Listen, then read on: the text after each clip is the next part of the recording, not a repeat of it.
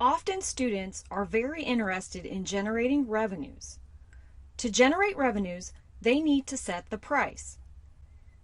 In this chapter, we will focus on various price-related concepts such as list price, realized price, how price determines profit, what price to set to avoid losses, how sensitive your customers are to the price, and the various ways to set the price. Price is the only P that brings money into your business. When you set the price for your product, you need to ensure that price provides sufficient value to the customer. For example, dollar stores are generally known for cheaper prices. That is not a place you want to sell a product that is considered to be of high quality. Hence, the prices can reflect the other elements of your marketing mix. How do you set the price for your product? As you see in this picture, you would be amazed to know that the same product may be sold for different prices at different places. The prices may even be changing every day or every hour or minute of the day on online websites. Are you allowed to change your price according to the location? These are some important questions you need to answer while setting the prices. The video in this module will talk about such dynamic pricing approaches along with the other strategies. The list price refers to the official maximum price set for the product. This list price is not realized because we need to account for discounts, markdowns, rebates, coupons, or any other sales offers. In this example, you can see how the chair listed at the price of $100 actually brings in only $78 after all of these discounts and rebates. The realized price is adjusted for costs of production, also called costs of goods sold. Other costs related to handling, marketing, and administrative expenses are subtracted from the realized price to calculate the profits. These are also known as margins. We already saw an example of how Apple starts with their brand value and sets the price, while IKEA sets the price and then build the product. The steps given here are similar to the case of how IKEA would determine the price point first, then develop the product features. This is an easy to understand approach of how pricing can define the production activities. But you need to realize that this is not the only approach. The other approaches depend on your pricing objectives. Here you can see your list of pricing objectives. If you want to earn $20,000 net profit out of a $10,000 investment in equipment, rent, and other things, then you are expecting a target return of 20% on your investment. You can watch the video in this module to know more about the total return on investment. Your other objective could be maximizing profits. You can maximize profits by increasing the total revenues and decreasing the cost. It is equivalent to making more money for each unit sold. The third objective could be maximizing sales. That is, you want to sell more quantity. You are not necessarily focused upon the profits you make in total. This could be the case if you are interested in creating more awareness of your product among a larger group of customers. This objective allows you to provide coupons, discounts, and justify sacrificing some amount of profits. Another objective could be to maximize market share. Let's say the customers buy 1,000 cups of coffee in a day in your zip code. You want to sell at least 550 of those cups. That means you do not want your competitors to sell more than 450 units. This is equivalent to saying that you want 55% market share. Note that the amount that your competitors sell is a part of your marketing objective.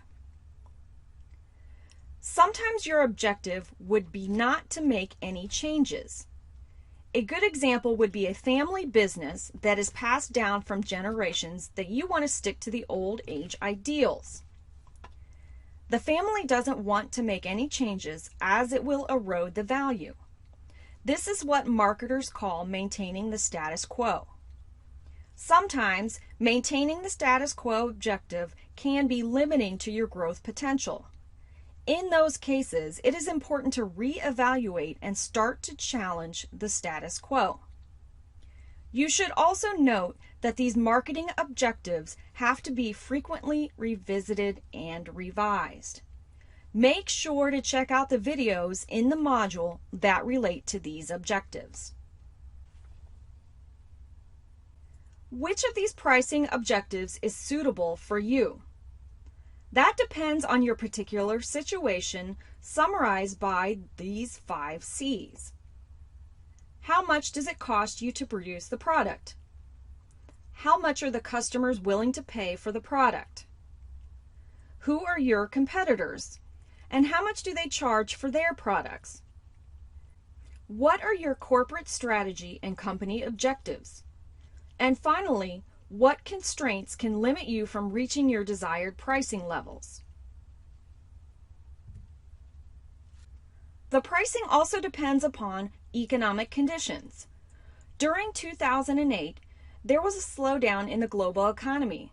Many people lost jobs. To continue selling their products, the companies such as Walmart had to stock up on lower-priced items. Your pricing also depends upon government laws and regulations. For instance, the Environmental Protection Agency imposes restrictions on how the manure should be handled in dairy farms. This can increase the costs for a dairy farm, which has implications for the prices and profits of the dairy farms. As a marketer, you need to ask, will the customers continue to buy if you increase the prices? The price sensitivity of customers is an important factor on what prices would be ideal. Let's say you decide to increase your price threefold. If your product is a cola drink and you increase the price from $1 to $3, will the customer still buy from you? Probably not, because they are sensitive to the prices. This is what marketers call elastic demand. Consider another product such as milk.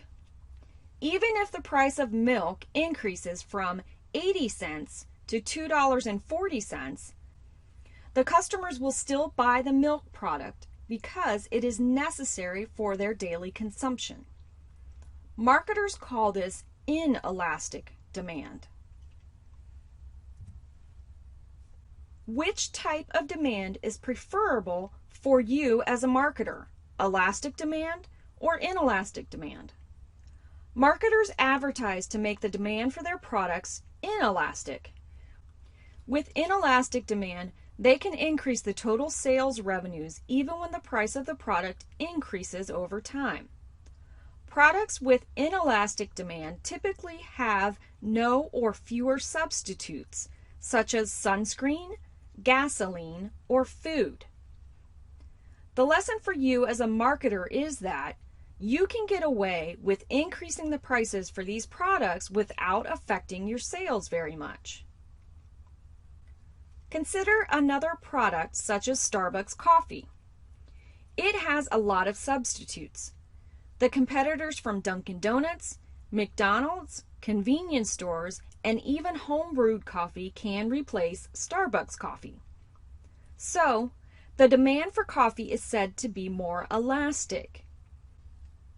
And the consumers are sensitive to the prices that Starbucks charge. The consumers will buy more if the prices fall. Therefore, the key lesson for you as a marketer is that for products with elastic or sensitive demand, you will need to reduce the prices to sell more quantity. Break-even analysis. Let's say you produced 100 packets of popcorn by spending $100. What is the minimum price that you need to charge to avoid any losses? It's simple. You need to charge $1 per packet to avoid losses. The minimum price at which you can avoid losses is known as the break-even price. If you want to make profits, it is not enough if you charge the break-even price. You need to charge more than the break-even price to make profits. As a marketer, it helps to know what that minimum price level is.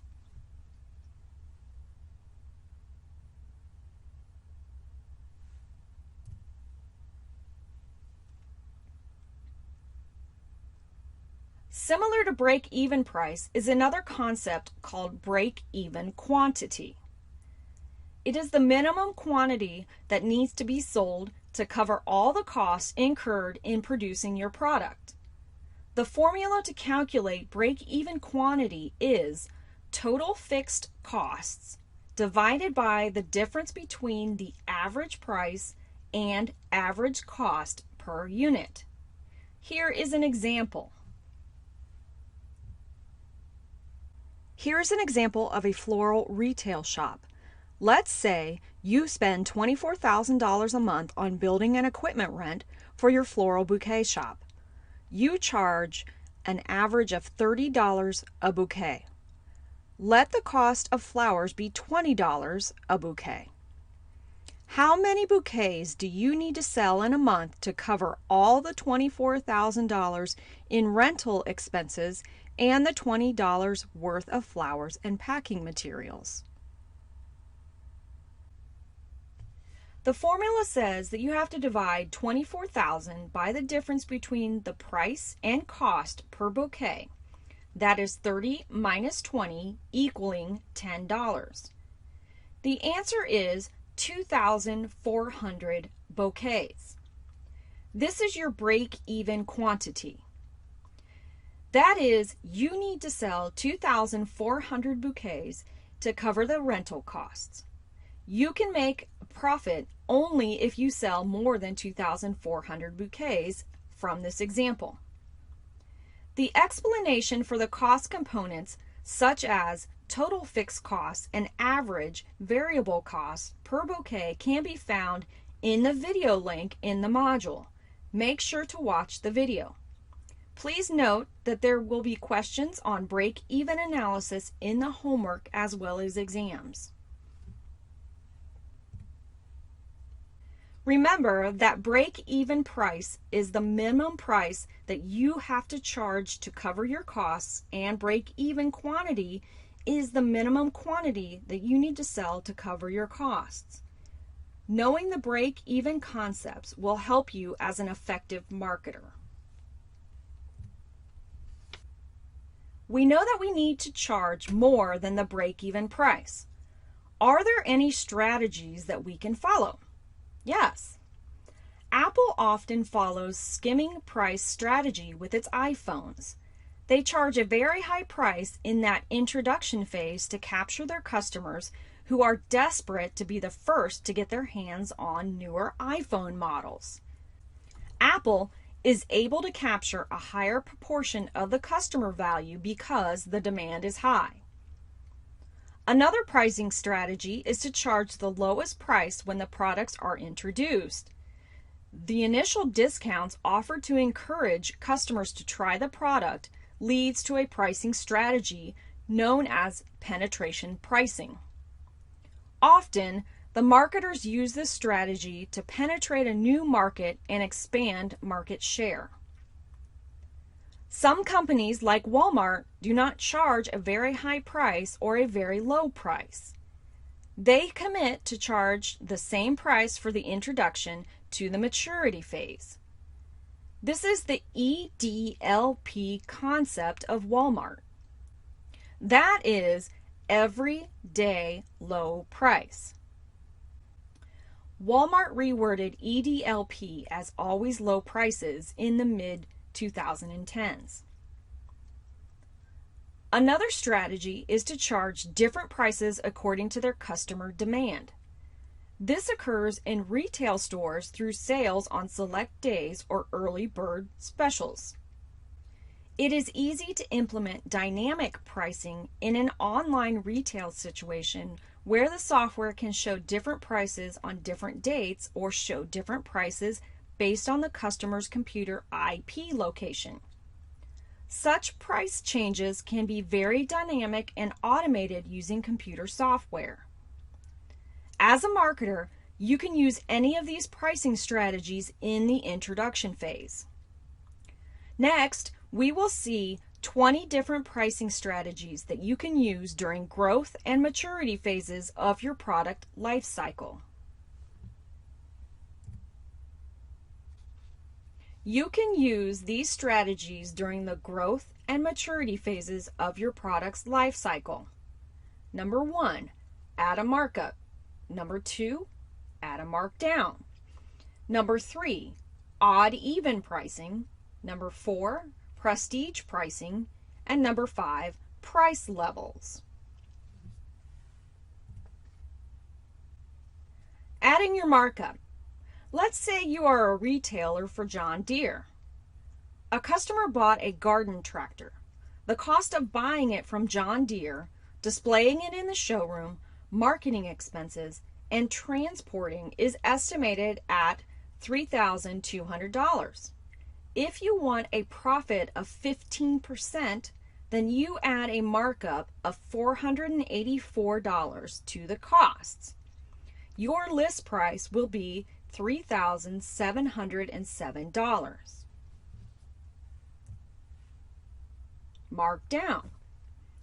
You can often find this in clothing stores such as Kohl's and JCPenney. The list price of $20 is gradually brought down during festival and holiday seasons such as Christmas and Thanksgiving. It is also widely used at the time of clearance sales. Odd-even pricing. If you want your customers to think that the product is inexpensive or cheaper, then you can price your product such that the number ends in an odd number, such as 1, 3, 5, 7, or 9. The shampoo is listed here at a price of $4.99, ending in the odd number 9. It can possibly create an impression in the customer's mind that it is only $4.90. That is 2% cheaper than the listed price. Some customers may even focus only on the dollar figure of 4 and interpret it only to be $4. They perceive the product to be 20% cheaper than the listed price. Such a perception helps motivate the customers to buy the product. On the other hand, in a high-end restaurant, the price of entrees would be listed at $34 rather than $33.99.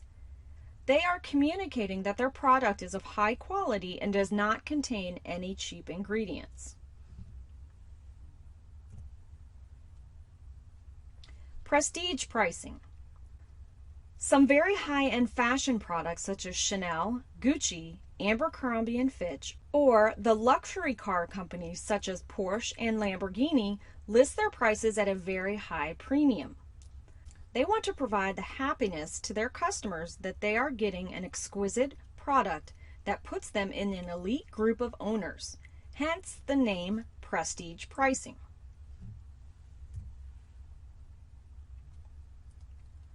Often the producers have the same product at multiple levels of quality. Here, the gasoline, also known as petrol, is available in 3 different quantity levels. The gas station owner is likely to price the high quality at the higher price and offer subsequent discounts to show or demonstrate the lower quality of other products. This is an approach of using price levels to sell products. Here are the next 5 pricing approaches that you can use: demand-based pricing, leader pricing and loss leaders, sealed bid pricing, online auctions, and going rate pricing. Demand-based pricing. Certain products offer significant intangible benefits. Take the diamond ring as an example. The person who buys it wants to show their appreciation for the person receiving it. To show that the recipient is worth more, they are willing to pay a higher price. As a marketer, recognizing such intangible features will help you price your product accordingly and capture more value from the customers through appropriate pricing. Such pricing practices are used by women's lingerie companies such as Victoria's Secret or chocolate companies such as Godiva. Note that these products are all gift products which carry a significant intangible value. Leader pricing and loss leaders. A grocery store may price its chicken thighs at a super low price of 59 cents per pound. Such a low price will surely cause the store to lose money on each chicken thigh sold. Why would the grocery store sell certain products for a loss? The reasoning is that once the customer comes into the store attracted by the low prices of the chicken thighs, they are likely to buy other products that can be priced with a higher profit margin. This example of loss leader pricing is often found during the early bird specials and the Black Friday sales during the Thanksgiving sale in the USA.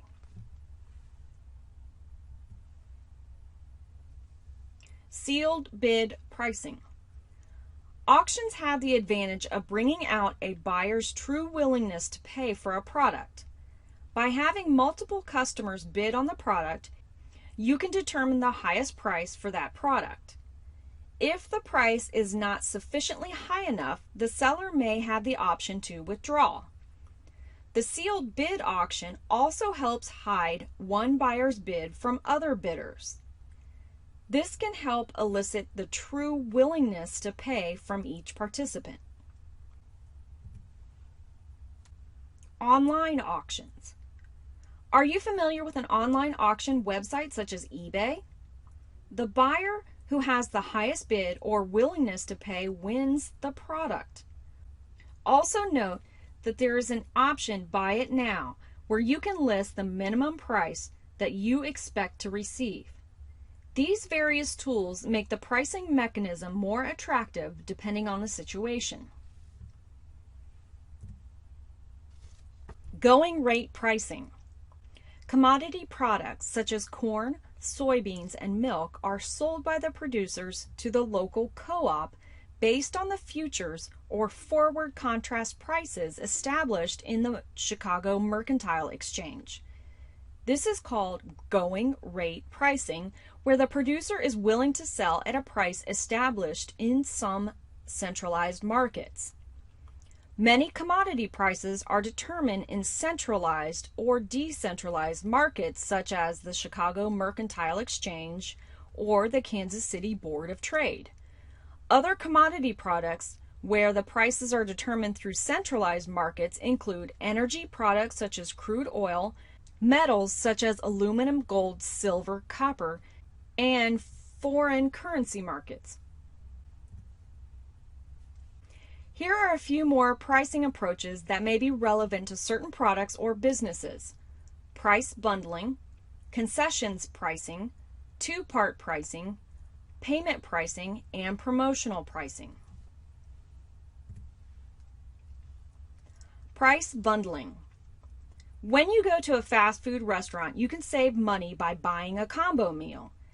This is called price bundling. The restaurant is able to save money by selling more products in a single transaction that saves them time in taking and delivering the order. These savings are passed on to the customers in the form of lower prices. Note that the related products are bundled to make it attractive to the customer, such as burger and drink, or bundling pizza with appetizers or dessert. Concession pricing. As you may know, the movie theater popcorn and drinks are priced very high. What could be the reason? The reason is that the seller has an exclusive contract with the movie theater to sell popcorn and drinks at that location. This concession has enabled them to charge very high prices. Moreover, the demand for popcorn is inelastic while watching movies. That is, the customers are not sensitive to the prices. Two-part pricing. The club stores such as Costco and Sam's Club make money in two ways. First, they charge a club membership fee of $55 or $110. This is in addition to the prices that customers pay when they buy individual products. The club stores are able to make a profit by charging the customer at two different stages. Needless to say, to convince the customers to agree to this two-part pricing scheme, the marketers need to highlight the benefit and cost savings to the customers. Payment pricing. When customers buy cars or houses, they may not be able to pay for it with cash right away. So, the seller has to offer monthly or weekly payment schemes. The normal period of payments for a car ranges from 3 to 5 years. In the case of houses, the payments may be extended from 10 to 30 years. The extra costs of receiving the payments over time are built into the product's original list price. Promotional pricing. The companies have to offer promotional prices to create excitement and urgency. It results in a markdown of prices through discounts or a special coupon. The early bird purchases and shopping times restricted to the executive club members often feature promotional pricing. It also includes elements of loss leader pricing. These are the last few pricing options that we will cover in this chapter: price discrimination, price adjustments, price discounts based on quantity, uniform delivered pricing, and value-based pricing. Price discrimination. The product can be sold for different prices to different customers based upon how much they are willing to pay. In economics, this is called price discrimination. For instance, an airline has to sell its tickets for a lower price to a student compared to that of a business person. Otherwise, that transaction would not occur. Similarly, the people who travel for leisure can wait for good price deals, but business people have a compulsory need to travel at short notices. Since the willingness to pay for the same air ticket differs with the person, the airlines are justified to charge different prices to different customers. Charging the same price to all customers will make it too expensive for the students, and business people may not be able to travel at short notice. It is not illegal per se unless the discrimination extends into racial bias or violates other social norms. Price adjustments. The prices can be adjusted according to how much the customer wants the product. A customer living in an affluent neighborhood of a metropolitan city may be willing to pay more for fresh produce that is clean and ready to cook, while a customer in a small town or village would be willing to take unclean produce purchased directly from the farm. Note that a product can be sold at different prices to customers living in different countries. A good example would be the Microsoft company's MS Office software package, which is sold at much lower prices in the developing countries compared to the United States. Note that there is an element of price discrimination and other pricing approaches in these examples.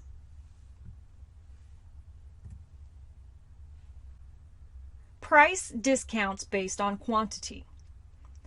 If the customer shops at Costco or Sam's Club, they are revealing that they want to buy in bulk. These customers want to save on prices. The club stores can offer them lower prices due to sales in large quantities. Alternatively, The customers who buy smaller quantities in gas stations or convenience stores located nearby reveal that they do not mind paying more for convenience. Thus, as a marketer, you can charge different prices to these two groups of customers. This is called price discounts based on quantity.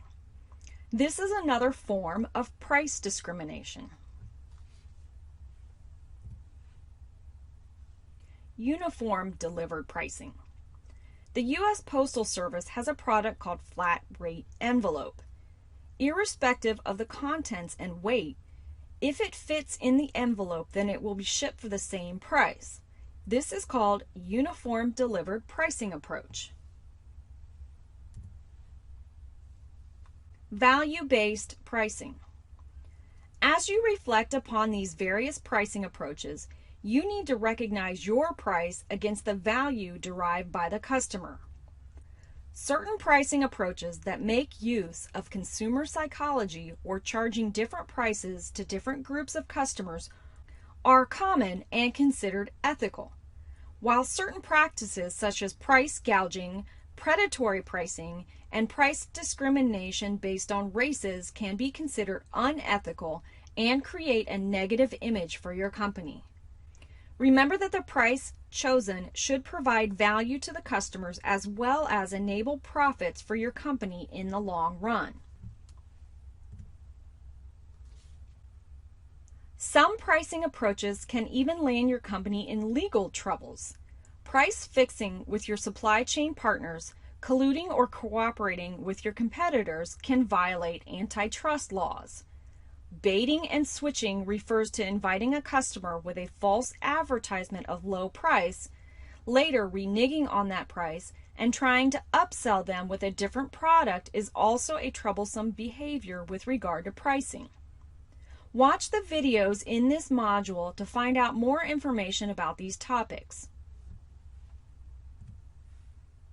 Remember that pricing is an indication of product quality. Pricing also determines your profits. The pricing has to emerge from the firm's objectives. There are various factors that affect pricing, such as costs, competitors, and how much customers are willing to pay. As a marketer, you need to understand the break-even concepts. These are the minimum price and minimum quantity combinations at which you can avoid losses. This lecture video summarized over 20 different pricing approaches that you can follow depending on your product and the customer bases. Make sure to watch the other videos in this module that relate to many of these topics. Here's our time to think. Will you buy a diamond ring for $25? Can you find one in the mall store such as Kay Jewelers? Why or why not?